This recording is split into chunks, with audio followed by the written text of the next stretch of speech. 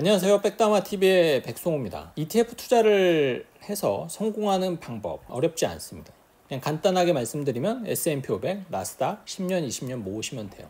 그리고 레버리지, 인버스 이런 종목 투자 안 하시면 됩니다. 그런데 꼭 하죠. 그래서 오늘은 어느덧 동전주가 되어버린 고버스 ETF에 대한 이야기를 해볼까 합니다. 자, 고버스 ETF, 인버스 곱하기 2배짜리 ETF죠. 인버스 ETF가 뭐예요? 시장이 거꾸로 갔을 때 수익이 나는. 그러니까 뭐 예를 들어서 코스피가 5% 오르면은 인버스 ETF는 5% 하락을 하고, 반대로 코스피가 5% 하락하면은 인버스 ETF는 5% 오르고, 그런데 고버스니까 여기에 곱하기 2, 2배 오르고 2배 떨어질 수 있는, 그러니까 반대로 가는 레버리지 ETF인 거죠. 얘는 진짜 도박이거든요. 그런데 생각보다 어마어마하게 많이 투자들을 하십니다. 자, 고버스 ETF 언제 많이 샀을까요? 이게 지난 상반기 때 우리나라 코스피의 차트 흐름입니다. 코스피가 박스피였잖아요. 그러니까는 계속 요 2800, 2900을 넘어서지를 못하고 있었죠. 요때 사실 좀 3000 이상 가지 않을까 기대감이 이때 가장 높았는데, 다시 어이없게 이렇게 계속 꼬꾸라졌고, 그리고 좀 반등하나 싶더니 트럼프의 관세 전쟁이 시작이 됐죠. 그리고 여기에 우리나라에 어떤 이슈가 있었냐면은 요 시점이었죠. 12월쯤 계엄을 선포했죠. 그래서 환율 엄청나게 오르고,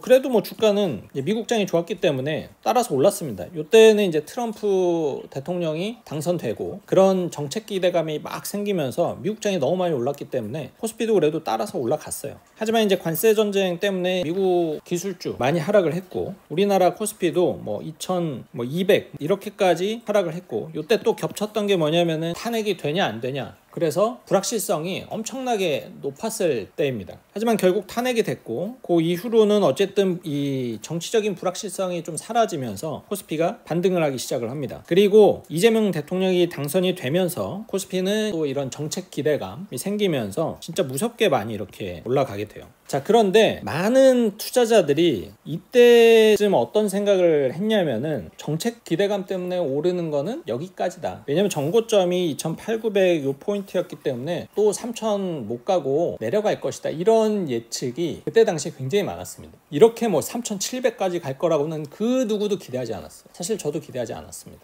그래서 이때 고버스 ETF의 거래량이 엄청나게 늘어나기 시작을 합니다. 왜냐면은 이 코덱스 200 선물 인버스 2X ETF의 가격이 한때 4,000원 정도였다가 이때가 한 1,400~500원, 1,300원대 이렇게까지 이제 하락을 하다 보니까 이제는 이 인버스가 이렇게 상승하지 않을까. 왜냐면 그동안에 이제 코스피가 워낙 많이 가파르게 올랐기 때문에 이제는 조정장이 다시 올 것이다 라고 예상을 하고 투자를 많이 하기 시작을 한 거죠. 왜냐면 다시 이렇게 과거로 돌아가서 차트를 보면은 정말 이 단기간에 이렇게 많이 올랐기 때문에 조정이 올 것이다 라는 예상을 하는 게 좀 합리적인 기대였어요. 하지만 어떻죠? 요때 많이 샀고 그 이후로 주가는 쭉 쉬지 않고 내려갔고요. 거의 한 2,000원에 샀던 주식들 현재는 868원에 거래가 되고 있습니다. 반토막이 났고, 요때쯤 산 사람들은 한 70% 정도가 날아간 셈이죠. 그럼 사람들이 요쯤 하락을 했으면 손절을 하지 않았을까? 손절 못 합니다. 왜냐면 이제 진짜 떨어질 거야, 이제 진짜 떨어질 거야, 이제 진짜 떨어질 거야, 이 생각밖에 안 나거든요. 그만큼 지금 코스피가 과거 역사로 이렇게 봤을 때 이렇게 단기간에 이렇게 많이 올랐던 적이 있나요? 지금 2800~900을 뚫고 나서도 3700까지 거의 쉬지 않고 올랐거든요. 이 스토리를 예상을 할 수 있었던 사람이 과연 누가 있었을까? 당연히 주가가 이렇게 쭉쭉쭉 오르면 좀 조정을 받을 거야 라는 기대감이 더 생기기 때문에 이 고버스에 투자한 사람들은 이때 뭘 하냐면은 물타기를 합니다. 그러니까는 더 사는 거죠. 인버스 2X, 그러니까 고버스 ETF를 물타기를 하는 거예요. 그런데 지금 800원이잖아요. 지금 물타기 할 수 있습니까? 이미 내 자산의 반이 날아갔는데 이거 물타기 할 수 있을까요? 거의 없어요. 일단 돈이 없고요. 제가 예전에도 ETF 투자를 하면서 망하는 그런 사례를 보여드렸죠. 심리적으로 저가 매수, 그러니까 물타기를 요때 가장 많이 하고 요때 거의 돈이 소진됩니다. 그러니까 이 정도까지 내려오면 일단 돈이 없고, 돈이 있어도 투자 못해요. 왜냐, 이제 분위기 한번 보세요. 이제 진짜 4천 갈 것 같거든요. 지금 미국이랑 협상 타결 다 된다 그러지. 지금 다시 중국이랑 미국이랑 약간 좀 트러블이 있었지만 그래도 이게 조금 트럼프도 좀 양보하고, 그래도 이제 미국이랑 중국이랑 조금 관계가 개선될 것 같고, 기대감밖에 없잖아요. 그 어디서 악재를 찾고 싶어도 악재를 찾을 수가 없어. 이건 뭐 진짜 북한에서 이제 뭐 하나 해야지 이 코스피가 내려가지, 그거 외에는 뭔가 생각을 할 수 있는 게 없는 거죠. 그래서 지금은 이때 곧버스에 투자한 사람들은 인버스 2X ETF에 물타기를 못합니다. 자, 2,800 정도의 코덱스 200 선물 인버스 2X ETF에 투자한 사람은 지금 현재 수익률이 약 반토막입니다. 거의 마이너스 45% 정도. 그 전에 만약에 2,700 2,600 요 정도에 투자한 사람들은 훨씬 더 많은 손실을 기록을 하고 있고요.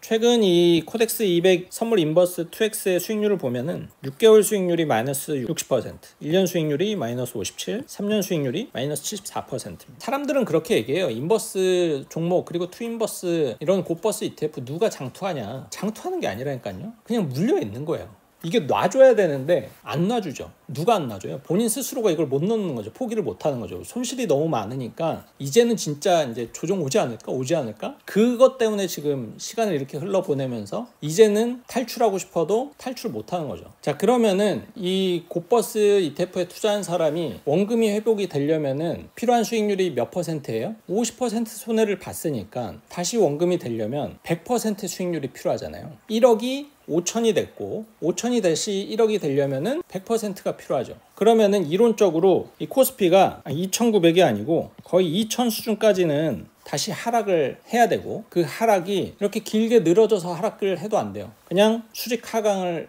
해야 되거든요. 그 정도 돼야 이 곧버스 ETF의 수익률이 100%가 될 수 있다라는 거죠.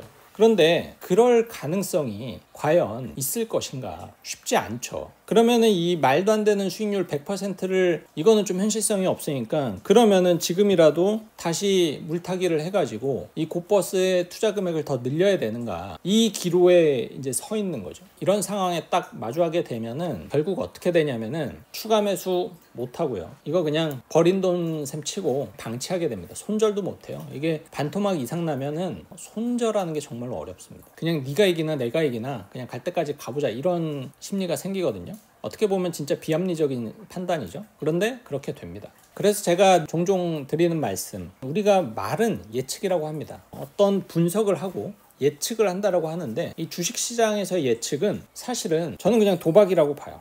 무슨 일이 생길지 우리가 내일 일, 한 달 뒤의 일을 예측을 한다라는 게 사실 말이 안 되거든요. 그래서 뭔가 예측을 하고 투자를 하는 거는 굉장히 위험하다. 그래서 하지 말라는 투자는 하지 마셔라. 특히 인버스나 곧버스 ETF는 이 불행의 배팅을 하는 거잖아요. 이 불행의 배팅을 하시면은 이건 진짜 답이 없어요. 이렇게 한번 세게 물리면은 이건 진짜 답이 없습니다. 그러니까 ETF로 돈 벌고 싶다, 하지 말라는 거는 하지 마세요.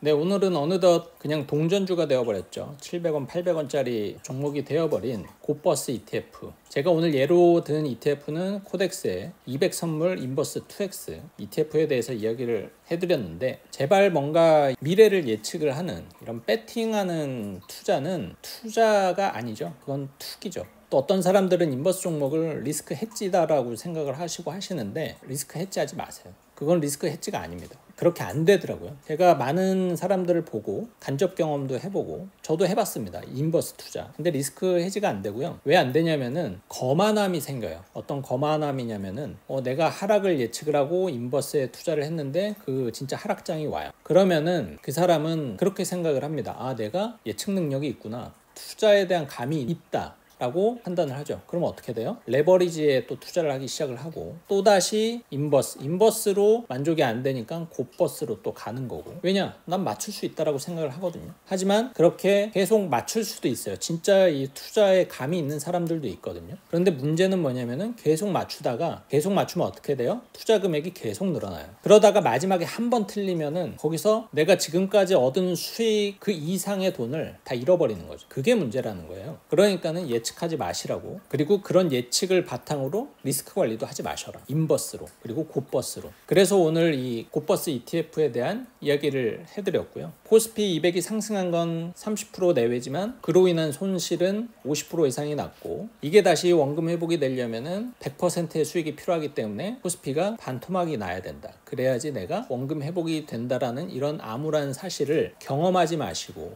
이런 간접 경험을 통해서 아, 나는 인버스, 곧버스 투자를 하면 안 되는구나, 이런 것들을 조금 알아가셨으면 좋겠습니다. 자, 그러면 오늘 영상은 여기서 줄이도록 하고요. 저는 또 다음 영상에서 찾아뵙도록 하겠습니다.